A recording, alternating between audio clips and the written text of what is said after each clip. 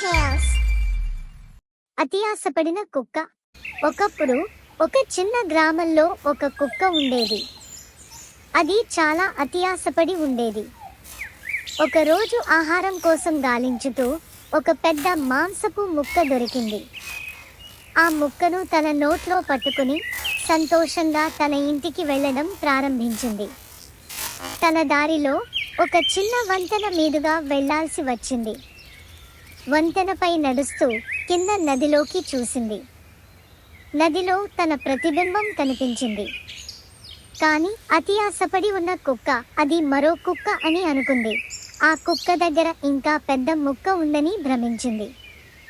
ఆ ముక్క నా కావాలి అని ఆలోచించి ఆ మరొక కుక్కను భయపెట్టడానికి గట్టిగా అరచింది. కానీ నోటిని తెరిచినప్పుడు తన మాంసపు ముక్క నీటిలో పడిపోయింది. అది ప్రవాహంలో కొట్టుకుపోయింది.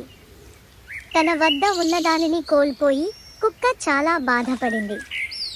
తన అతియాస వల్ల తన దగ్గర ఉన్నదాన్ని కూడా కోల్పోయిందని తెలుసుకుంది.